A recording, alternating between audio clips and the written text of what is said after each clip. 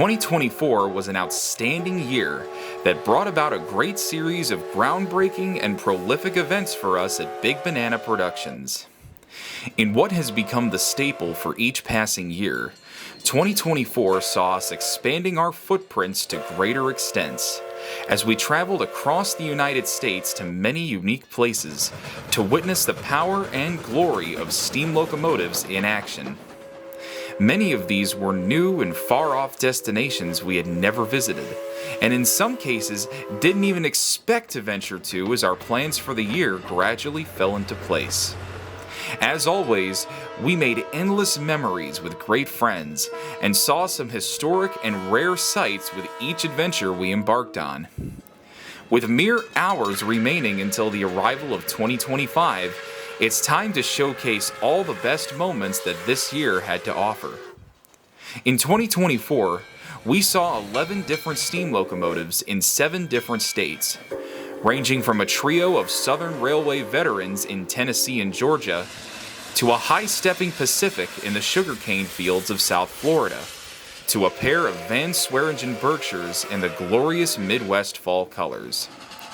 We were also on hand to engage in the excitement of big steam fighting up the steep grades of the Pennsylvania mountains, and the long-awaited return of steam to New York State. So come along for the ride with us, as the Big Banana Railfan proudly presents the best of 2024.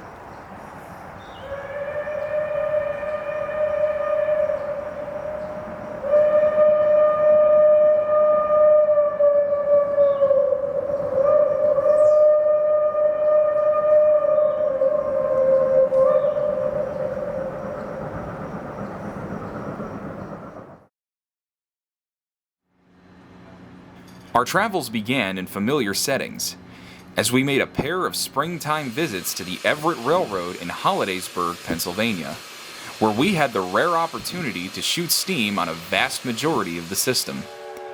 In March, 260 number 11 was in charge of the railroad's opening day excursions, including the Steam into the Cove excursion that traverses the former Pennsylvania Railroad Cove branch over a 20-plus mile distance to Martinsburg. A month later, on the last weekend in April, number 11 was on the point of a rare mileage excursion that ran down the Old Bedford branch to Sproul, the first time a steam-powered passenger train had traversed this route under Everett's ownership. On the return trip, former Lehigh Valley SW900M number 126 led the train back north. Both of these excursions covered nearly all of the railroad's trackage, and gave us a chance to offer a detailed look at all the lovely scenery that can be found along the Everett system. Here are some highlights from these runs.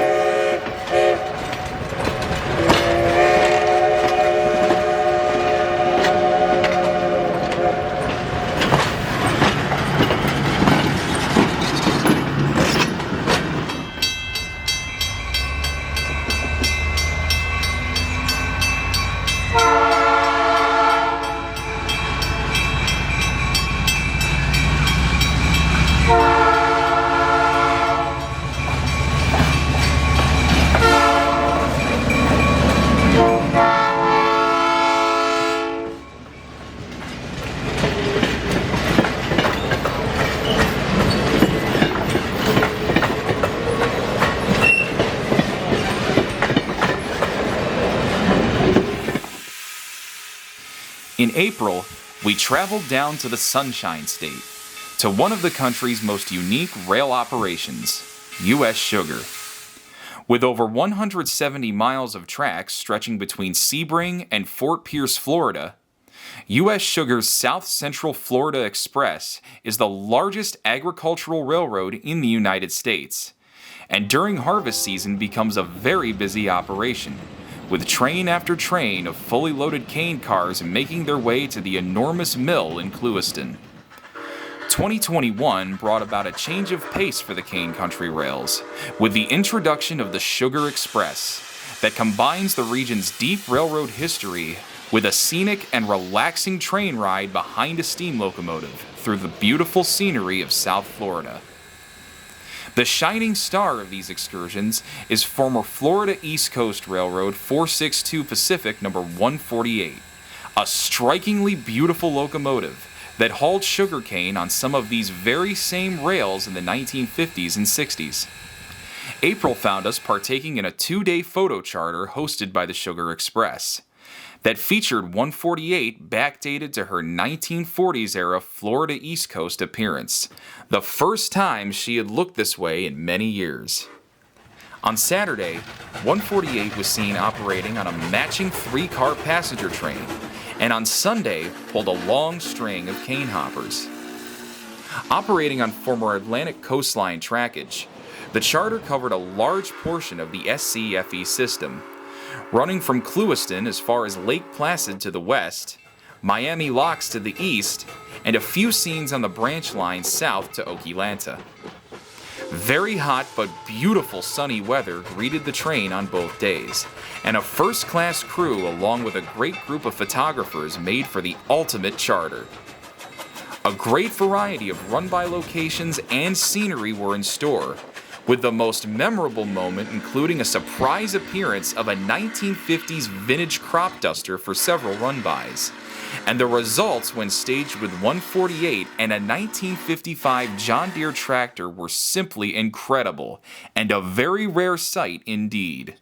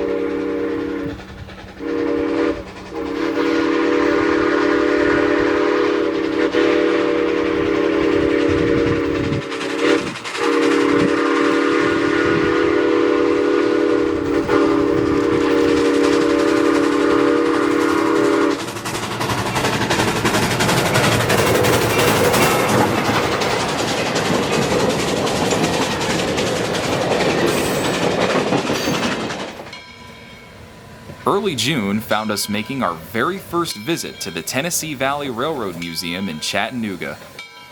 A staple of steam railroading in the South, TVRM is home to two mainline steam celebrities that helped to introduce a whole new generation of Americans to the magic of steam railroading over 50 years ago.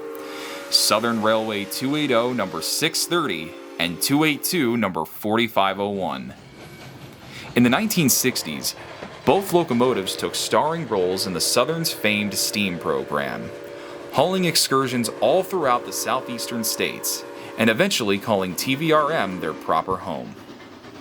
We were on hand to chase the museum's first Somerville Steam special of the season, that featured the grand sight of both 630 and 4501 running together on a spectacular doubleheader. This trip travels over the former Central of Georgia Railroad main line from Chattanooga to Somerville, Georgia, passing through several small towns, Civil War battlefields, and up several tough grades as the train travels through the heart of Dixieland. We caught the pair at many well-known locations along the route, and they put on a spirited show traveling through the ridges and valleys of northwest Georgia.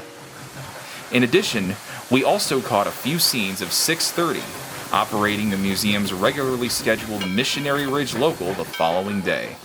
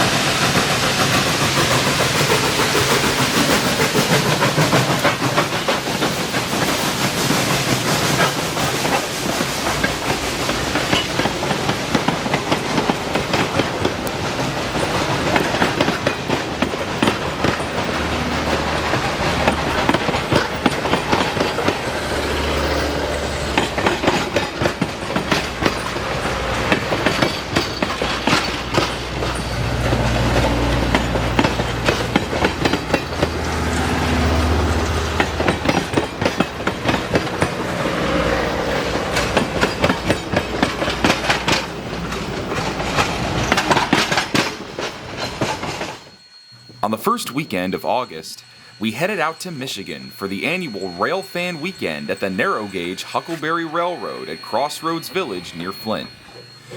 We spent the entire weekend documenting the railroad's beautifully restored 460 number 152 on both the photo special and the Huckleberry's regularly scheduled trains, putting out a fabulous performance as she traveled along the shores of Mott Lake and through the lush forests and meadows of Genesee County.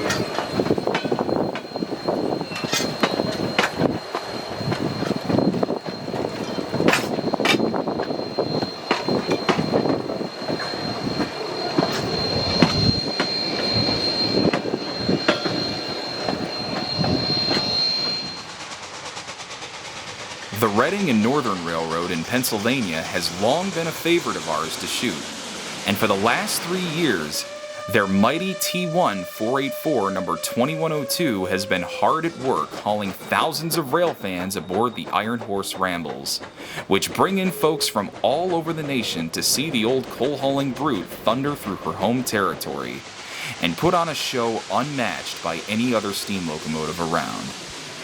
2024 found 3 of these excursions taking place during the summer, in the months of May, June, and August. But unlike previous years, a change of pace was in store for this year's season, and one that had been longed for by many. The first ramble on May 25th saw 2102 operating over the typical, run-of-the-mill route from Reading to Jim Thorpe, Pennsylvania, that most had become well acquainted with over the last several years, as she scaled her familiar stomping grounds on the old Reading and Central Railroad of New Jersey main lines. The following 2 rambles, however, proved to be where the true excitement and anticipation would lie. For the first time since her return to steam, 2102 graced the rails of the Reading and Northern's Lehigh Division, bringing steam to the far northern reaches of the railroad, a sight seldom seen in recent years.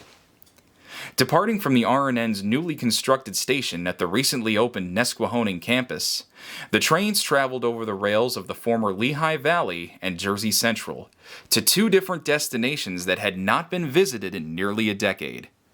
The second ramble on June 22nd traveled all the way to Tunkhannock, Pennsylvania on the Susquehanna branch, and the third on August 17th ran a shorter distance to the north end of the Lehigh Division at Pittston. On these excursions, the 2102 made for a glorious sight as she headed north through the spectacular Lehigh Gorge, up the steep grades of Penobscot Mountain, down into the Wyoming Valley through Pittston, and along the Susquehanna River to Tunkhannock. In addition to coverage of all three rambles, we also chased the first fall foliage excursion of the season from Reading to Jim Thorpe on October 5th, adding a splash of autumn colors to a few select scenes. We had an absolute blast chasing these trips, and here is just a sample of the incredible scenes we captured from 2102's most exciting year thus far.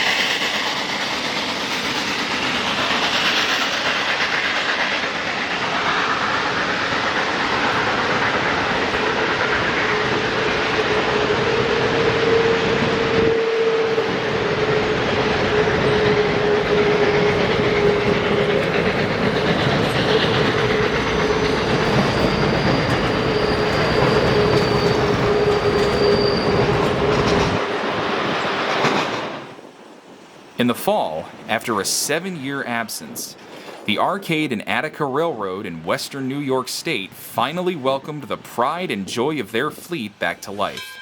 Steam locomotive number 18. Following the completion of a long and thorough rebuild, 18 was back in service just in time for the busy fall foliage season, and the classy Consolidation's return to action reestablishes the A&A's prolific title as New York's one and only steam-powered railroad. Over the course of 2 different October days, we documented 18 as she hauled sold-out trains over the railroad's regular excursion route between Arcade and Couriers, amidst the steadily changing fall colors. The return of 18 is a rewarding sight indeed, and we're very proud to once again have steam in our home state.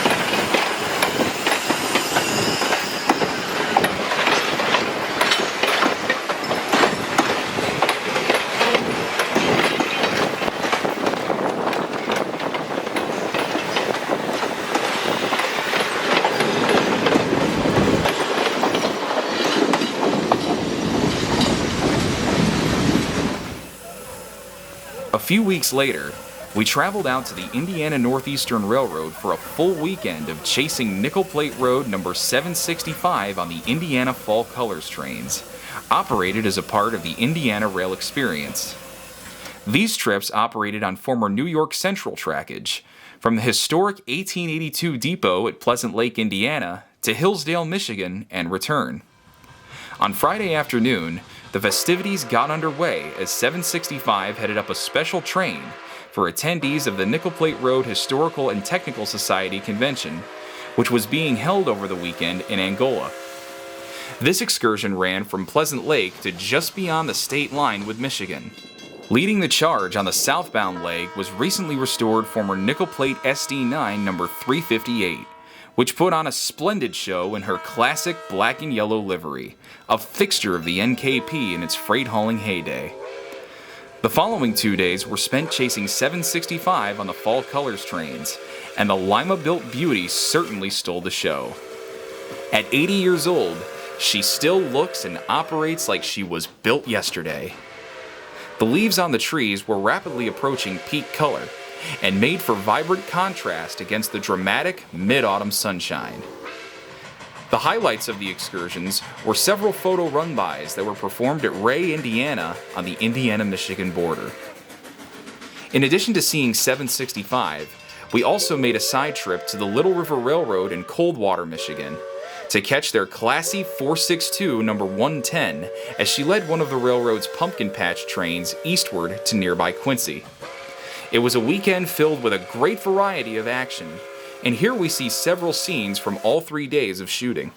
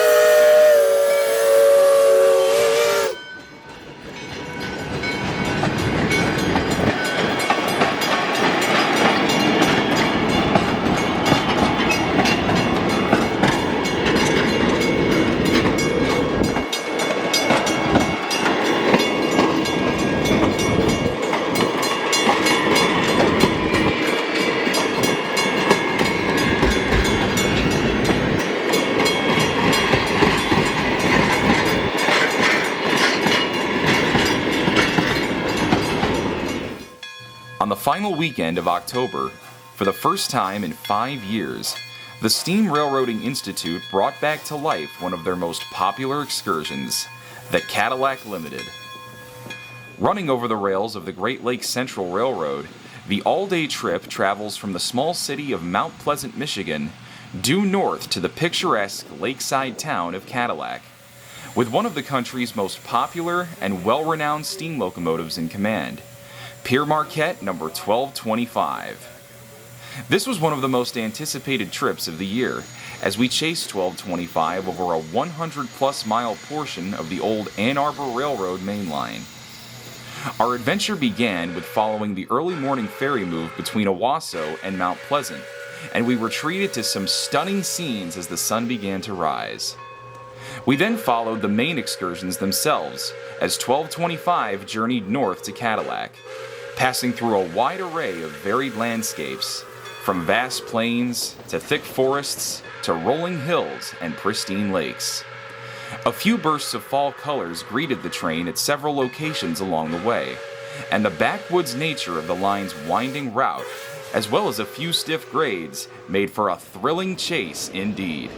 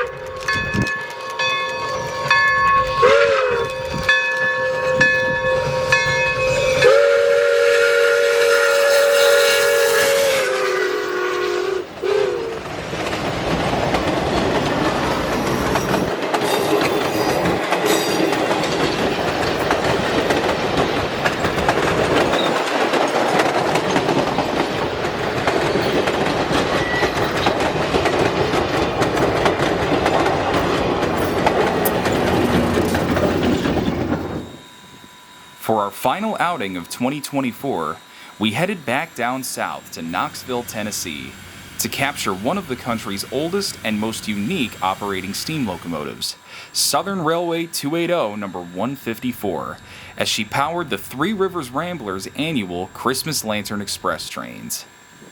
2024 marked the last season of operation for 154 before an FRA-mandated 15-year rebuild is required. With this news in mind, a trip here was certainly in order. We shot over the course of 2 days on the first weekend of December, and 154 put on a fantastic show as she headed through the busy streets of downtown Knoxville, before venturing out into the countryside and up the steady 1.5% grades of Riverside Hill. The scenic highlight of the run sees the train crossing the 750-foot-long Three Rivers Trestle, where the Holston and French Broad rivers merge to form the Tennessee River. It is from this confluence of waters where the Three Rivers Rambler gets its name. 154 is a special locomotive with incredible personality and charm, and we're glad we had the chance to see her in action. Hopefully, this won't be the last we see of this lovely old gal.